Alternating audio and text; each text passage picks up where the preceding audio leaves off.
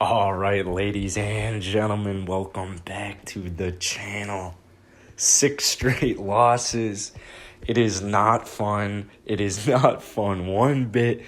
But basically, I'm sure everybody is well aware last night we were extremely shorthanded. We played the Washington Wizards.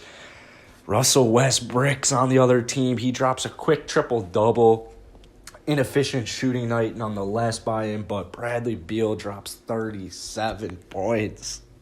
And we just didn't have enough talent out there on the court, I would say, last night. So it was tough. We ended up losing by about 12 points. I want to say it was 12 exactly. Basically, no Eric Gordon. Everyone, it was like everybody was hurt except John Wall. So our starting lineup was John Wall, David Nwaba, DeMarcus Cousins, Jae'Sean Tate, and Daniel House. And they actually all played relatively well, especially to me, Jae'Sean Tate is absolutely putting out every single game. I'm absolutely loving it. He is sneaking into Rookie of the Year candidate, at least. He's definitely going to make an all-rookie team. This dude is an absolute beast. It was also, for me, really nice to see Daniel House last night have a relatively good night. It was also cool to see David Nwaba, who's been preaching all season, it feels like, but this is a legitimate role player. Like, this is a dude I kind of want on the Houston Rockets going forward, because it's nights like last night where shot 7 of 10, and his only 3 misses were from deep. He had 19 points, he had 11 rebounds, he had 2 steals, and he had a block. This dude was doing everything, and he can lock up just about anybody on the court. John Wall, great night, 29 points, 11 assists.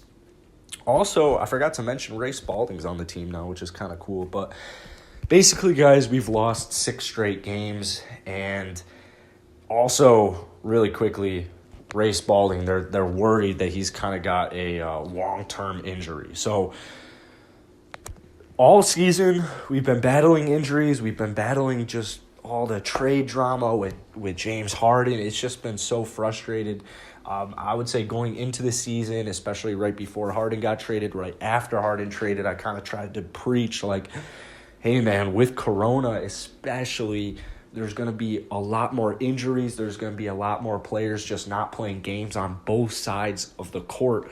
Feels like, unfortunately for Houston Rockets fans, it feels like feels like it's really only us. I know a lot of teams are battling injuries, COVID protocols early on in the season, but I swear the Houston Rockets, I just swear something is different with us this year. The fact that we're even 11-16 with all the injuries, all the drama, it's actually kind of impressive. You got to remember, before this 6-game losing streak, was it 8-1 or 7-1? Either way, we were 7-1 or 8-1 after the James Harden trade with Christian Wood healthy.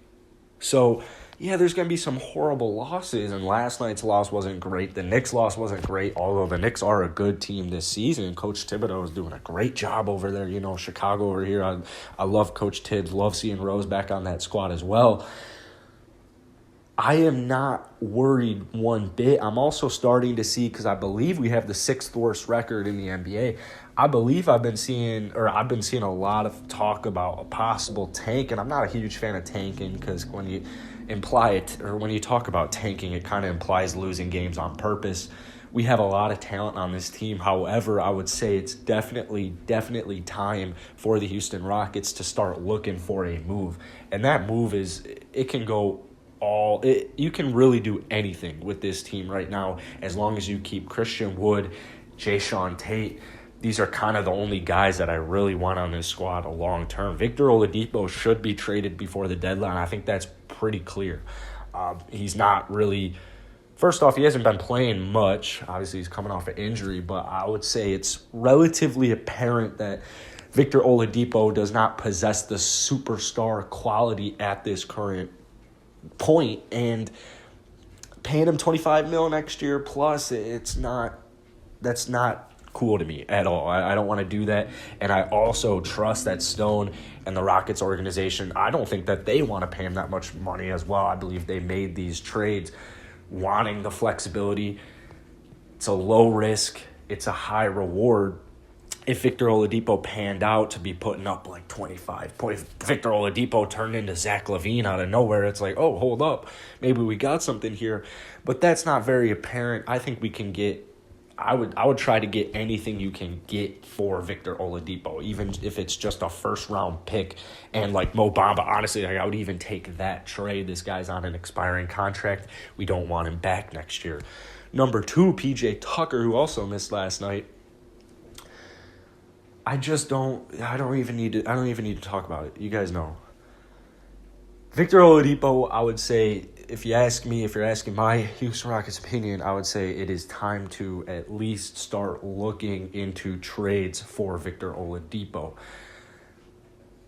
What was apparent going into the season was the Rockets' lack of size. Obviously, we're the smallest team in the NBA, and we were one of the smallest teams ever last season. So I think that the Christian Wood injury should have made it extremely apparent that we need size.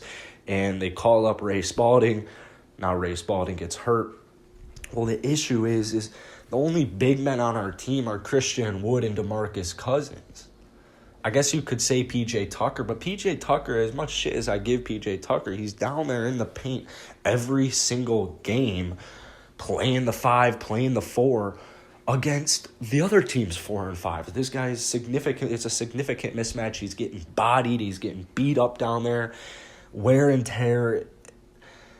We need, even if you want to classify P.J. Tucker as a good big man, we need another. Because first off, DeMarcus Cousins here on an expiring deal or 1-year deal. Obviously, next season, hopefully P.J. Tucker's in our long-term plan, so that leaves Christian Wood, which is great. But with Victor Oladipo, with P.J. Tucker, even with Eric Gordon, you have a lot of, even Daniel House. There's a lot of trade assets on this team that I would like to at least see moves like the KPJ trade, where it's like, let's go get this young, athletic big man like Mo Bamba. I'm not a fan of John Collins because he's on expiring, but yeah, not really. But Mo Bamba, guys like Mo Bamba, we need it. It's low risk, it's high reward. KPJ is absolutely balling out in the G League right now. Obviously, when he comes to NBA, it might be a different story. He averaged over 10 points for the Cavs last year, so I think KPJ is only going to get better. He was 19 last year. He's 20 right now. Why not make another move like that is kind of what I'm getting to. So the Houston Rockets, they need to make a move. I don't think it's obviously time to panic. 6 straight losses is not fun. I think we're just kind of stuck in that middle right now. I believe the Warriors have that 8 seed in the West. I believe they're 15 and 13. The West is good. It's going to be tough to make the playoffs in the West, just even if we were fully healthy and had our whole squad. However, I don't think we're a bottom 4 team in the NBA at all, especially when Christian Wood comes back. Christian Wood's our best player this season. And when you lose your best player, you're not going to be playing as good basketball. So 6 straight losses is horrible, and it's very, very, very bad. But it's not time to freak out. The Rockets, they just need to make a couple of more moves, preferably soon, because I would rather kind of see what's going on. What can we get for Victor Oladipo? You know, what can we get for P.J. Tucker? I think it's time to at least play around, even if you don't want to trade specifically those 2 guys.